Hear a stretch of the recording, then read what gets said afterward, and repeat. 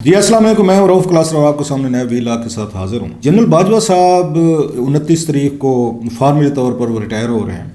تو ایک بڑی ڈبیٹ رہتی ہے جو رہنی بھی چاہیے کہ جو لوگ بگ آفسز کو ہولڈ کرتے ہیں ونس دے لیو تو ان کی لیگسی پہ، ان کی وراثت کہہ لیں، چلیں اردو میں کہہ رہے ہیں، لیگسی انگلش کا زیادہ بہتر لفظ ہے، اس سے زیادہ کنوے ہوتا ہے،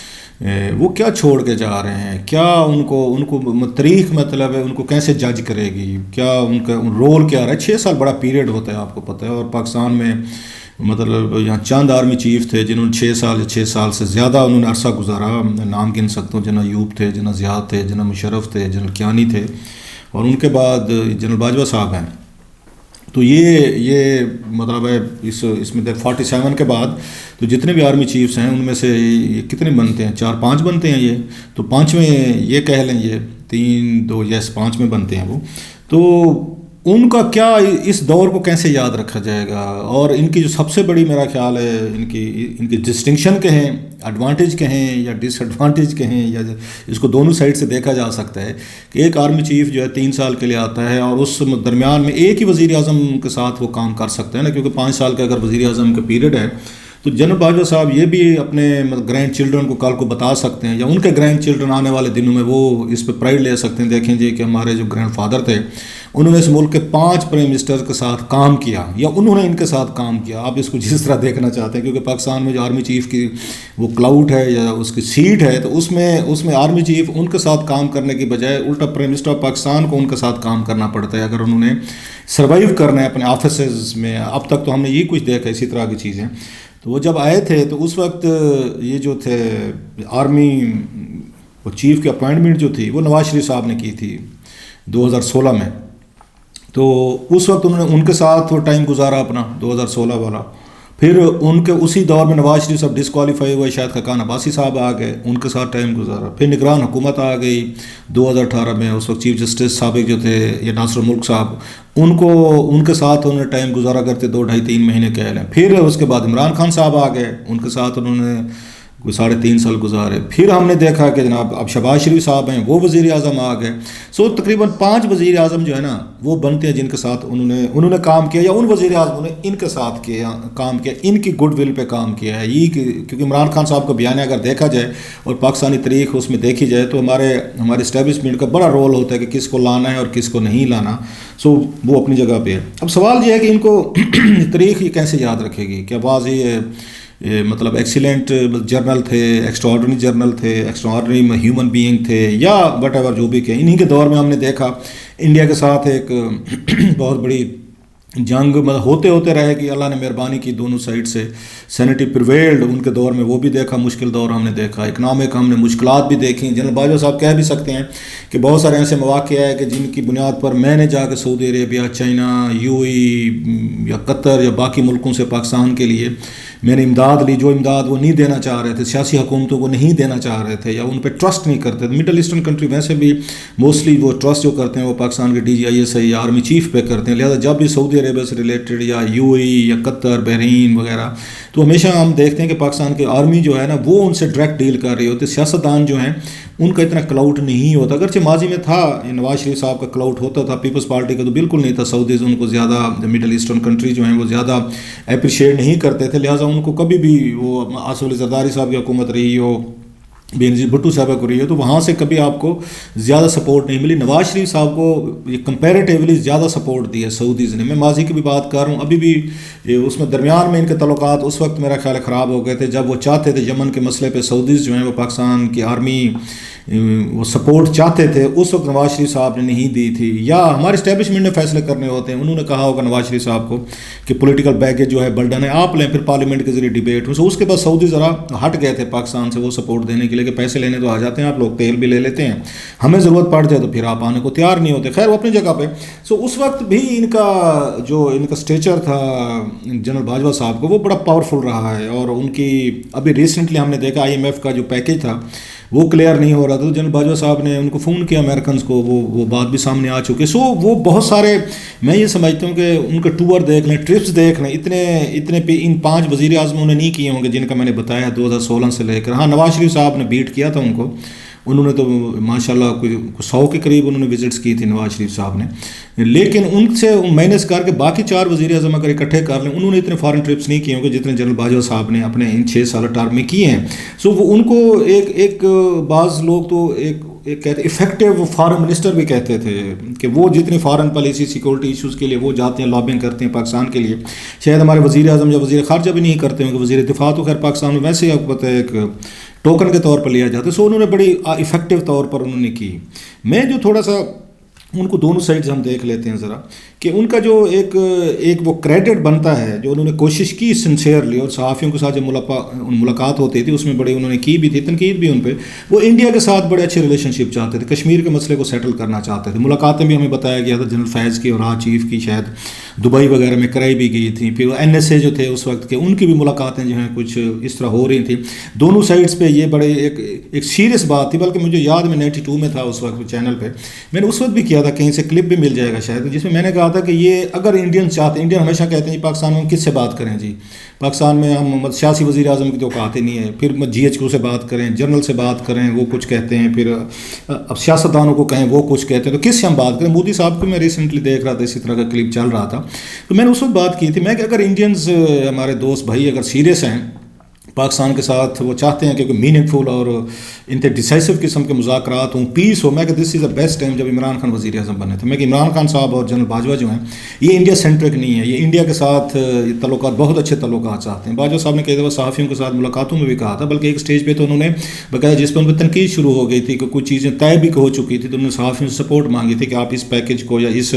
ہماری ڈیل کو نا آپ سپورٹ دیں، جس پہ بعد میں ان کے خلاف میں نے دیکھا ٹویٹس بھی ہوئے، پروگرام بھی ہوئے کہ جنرل باجوہ صاحب جو ہیں وہ کشمیر ان کے حوالے کرنا چاہتے ہیں، وہ انڈیا کی فلاں مانو. صاحب ذرا جب آپ مذاکرات پہ بیٹھتے ہوتے ہیں تو کسی فریق کے ہاتھ 100% نہیں آتا ہوتا، یہ ممکن ہی نہیں ہے. آئیڈیلسٹک ٹھیک ہم ہوں گے کہ ہمیں ملنا چاہیے، وہ کہیں جی ہمارا قبضہ ہے ہم رکھیں گے. سو کہیں نہ کہیں پہ آپ کو اپنی پوزیشن سے ہٹنا پڑتا ہے، پھر ہی کوئی ڈیل کو انڈرسٹینڈنگ ہو سکتی ہے. سو ڈیفینیٹلی اگر پاکستان نے انڈیا کے ساتھ کرنے تھے تو آپ کو بھی کوئی اپنی پوزیشننگ جو ہے تھوڑی سی اس کو پیچھے لانا پڑے گا، انڈیا کو لانا پڑے گا، نہیں تو پھر کھڑے رہیں 70-75 سالوں سے پھر پوزیشن تو کھڑے ہوئے نا، دونوں بھگت رہے ہیں دونوں سائڈ. سو انہوں نے اس پوزیشن سے وہ تیار تھے. اور جنرل باجوہ صاحب نے یہ خود، میں اس کو وٹنس ہوں، انہوں نے صحافیوں کی بات کی تھی کہ جناب کہ اس پہ مجھے کتنا مشکل ہوئی ہے اپنی آرمی کمانڈ کو یہ بات ان کو یہ کرنے میں کہ ہمیں انڈیا کے ساتھ اب ریلیشن شپ کو ڈفرینٹ یہ اینگل میں دیکھنا ہے، ڈفرینٹ تناظر میں ہمیں دیکھنا ہے. اب وہ والے دور نہیں رہے کہ ہم اس میں رہیں، ہمارے اکنامک حالات بھی ٹھیک نہیں ہے، پاکستان بھی ہمیں اب آگے بڑھنا چاہیے. یہ انہوں نے کہا کہ انہوں نے پوری اپنی آرمی اسٹیبلشمنٹ میں خاصی محنت کی تھی، خود انہوں نے باتیں انہوں نے بتائی ہوئی ہیں ساری کی ساری، لیکن وہ چیزیں نہیں ہو سکیں انفارچونیٹلی. وش کہ میں پھر بھی کہتا ہوں کہ عمران خان صاحب پاپولر تھے، سو پاکستانی قوم ان کی باتوں کو ان کو سنسیئر سمجھتے ہیں اس ملک کے ساتھ سب. وہ اگر کرتے اس وقت انڈیا کے ساتھ کوئی ڈیل کرتے، معاہدے کرتے یا اور ان کو بیکنگ ہوتی آرمی کی جو کہ تھی جنرل باجوہ صاحب کی، تو پاکستان انڈیا کے ریلیشن شپ ٹھیک ہو سکتے تھے. انفارچونیٹلی دونوں ملکوں کو چلیں اس طرح کہہ لیں نہیں سوٹ کرتے ریلیشن شپ، وہ نہیں چاہتے عام آدمی ملے، ملاقاتیں ہوں، دوستیں ہوں، تجارت ہوں. شاید دونوں ملکوں کے بڑے لوگ ہیں، ان کو کہیں سی اسٹیج پہ فیل ہوتا ہوگا کہ نہیں دشمنی میں یہ ہمارا فائدہ ہے، یہ پروفٹ اس میں زیادہ ہے اور دوستی میں ہمیں زیادہ گھاٹا ہے. یہ ہوگی کہیں نہ کہیں پہ انڈرسٹینڈنگ نہیں ہو سکی. چاہے اس دفعہ انڈیا والے ضد کر گئے ہوں گے، اب مودی صاحب یہ کمزوری نہیں دینا چاہ رہے ہوں گے کہ نہیں کہ میں یہ سمجھا جائے جی کہ میں یہ پاکستان کے ساتھ مذاکرات کر رہا ہوں. انہوں نے کبھی بات ہی نہیں کی. شاید کانگریس کا دور ہوتا جس دور میں ہو رہے تھے، منموہن سنگھ وغیرہ تھے، اس دور میں جیسے جناب مشرف کے ساتھ ان کی بڑی ڈیل ہو رہی، وہ اگر اس وقت ہوتے اور اس وقت عمران خان صاحب اور جنرل باجوہ صاحب کا وہ تھا یہاں کمبینیشن، تو شاید ہو سکتا تھا. بہرحال اینی وے یہ دیر سے اب نہیں ہوئی چیزیں. وہ اپنی جگہ پہ میں اس کو سمجھتا ہوں کہ وہ بڑی ان کی سنسیئر ایفرٹ تھی. پھر جو بڑی چیز تھی میرا خیال ہے ان کو ایک ایز اے جنرل باجوہ صاحب کو ایک پولیٹیکل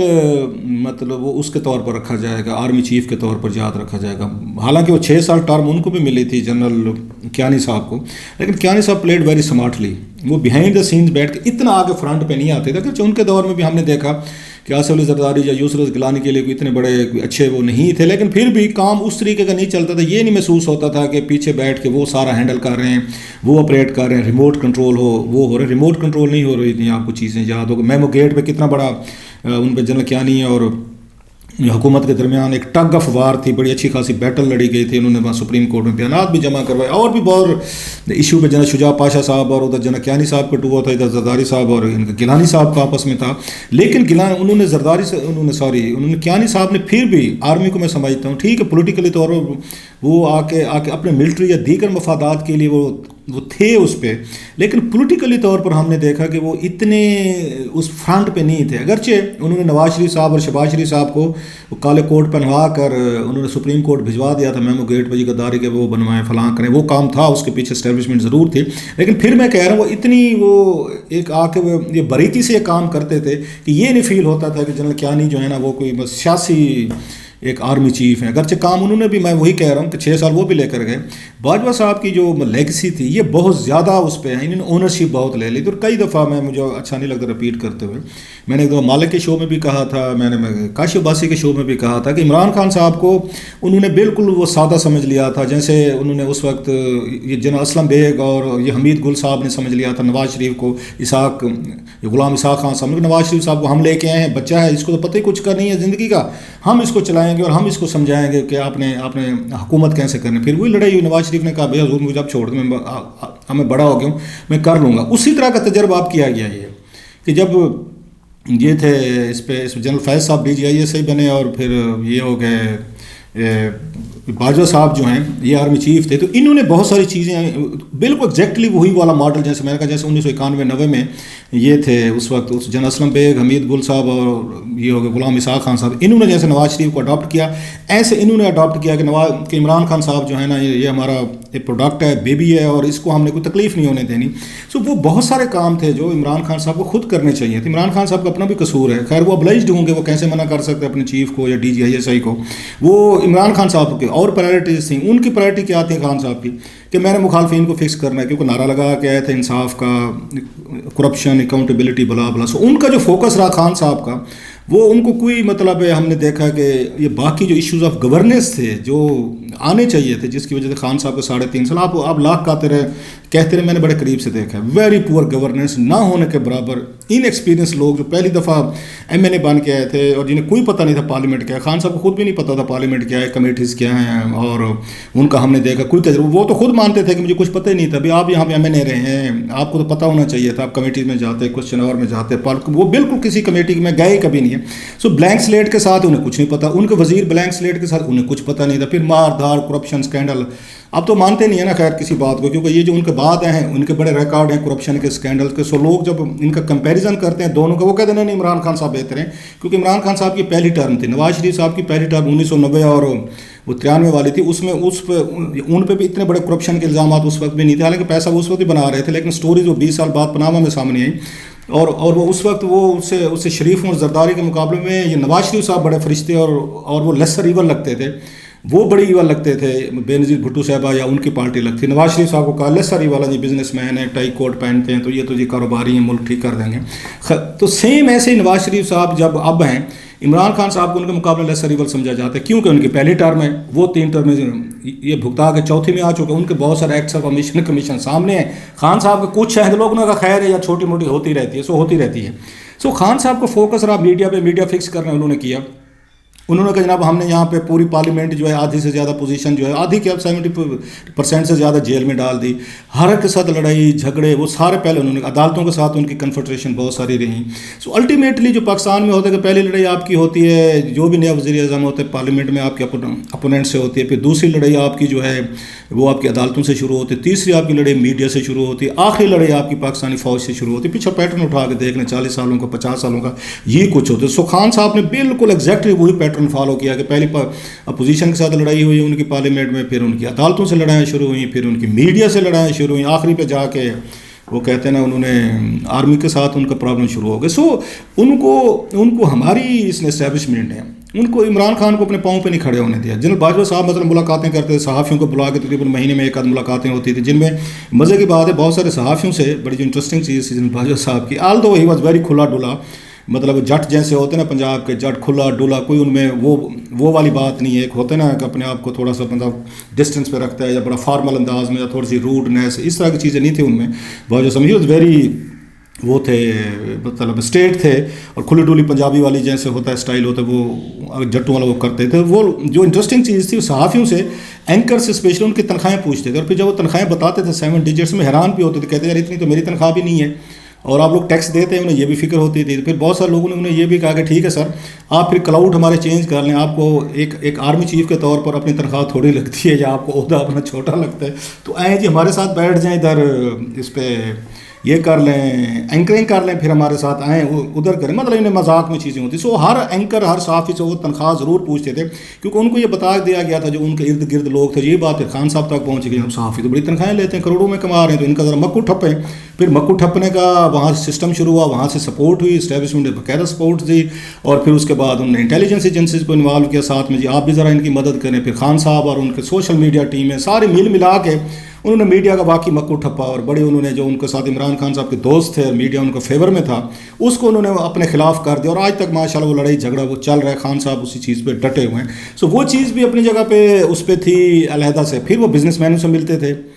وہ جو ہیں باجوہ صاحب، جو اچھا بہت پھر باہر سے لوگ انویسٹر آ رہے ہیں وہ بھی باجوہ صاحب سے مل رہے ہیں، ڈپلومیٹس آ رہے ہیں وہ بھی انہیں سے مل رہے ہیں. سو لگتا تھا کہ پیرالل طور پر 2 حکومتیں چل رہی ہیں، اور ایک وہاں پہ باجوہ صاحب اپنی رن کرتے ہیں حکومت، جس میں صحافی بھی جاتے ہیں، تاجر بھی جاتے ہیں، ڈپلومیٹس بھی جاتے ہیں، انویسٹر بھی جاتے ہیں، بڑے بڑے بگ گنز بھی جاتے ہیں، سارے لوگ بیٹھتے ہیں، وہاں سے چیزیں ہوتی ہیں، وہاں سے بتائی جاتی ہیں خان صاحب نے کیا کرنا ہے. خان صاحب کہتے بھی رہتے تھے یہ سارے فیصلے تو وہاں سے ہو رہے تھے، وہاں سے چیزیں ہو رہی تھی. اب وہ رسپانسبلٹی نہیں لیتے خان صاحب. خان صاحب کا صرف یہی رہا تھا سوشل میڈیا کو کیسے ہینڈل کرنا ہے، میڈیا کو کیسے ہینڈل کرنا ہے، پوزیشن کو کیسے ہینڈل کرنا ہے، اور بعد میں جو لڑائیاں انہوں نے جا کے لڑیں جو نہیں ہونی چاہیے تھی، جس وجہ سے سارا کچھ ہوا. پھر الٹیمیٹلی پہلے لوکلی طور پر لڑتے لڑتے خان صاحب جو ہیں پھر وہ جا کے امریکہ سے بھی لڑائی ہوگی، پھر سعودی سے ہوئی، پھر ان کی قطری سے رہی، پھر ان کی یو ای میں پرابلم ہوا، پھر چائنا سے ہوئے، آخری دنوں میں یورپین یونین سے بھی ہو گئے تھے. تو پھر پوری دنیا سے وہ کیونکہ لوکل ایشوز تو یہاں پہ کچھ اور لوگ ہینڈل کر رہے تھے. میں اس وقت بھی کہتا تھا کہ ہماری اسٹیبلشمنٹ جو ہے اس کے دنیا بھر میں ریلیشن شپ سب سے ٹھیک ہے، ان کے امریکن سے بھی ٹھیک ہیں، چائنیز سے بھی ٹھیک ہیں، سعودی سے ٹھیک ہیں، یو ای سے ٹھیک ہیں، قطری سے ٹھیک ہیں، ان کے بنے ہر جگہ پہ ان کو پاکستان آرمی کے ساتھ کسی کو ایز سچ میں ریلیشن شپ کی بات کرو سب کے ساتھ ٹھیک ہے.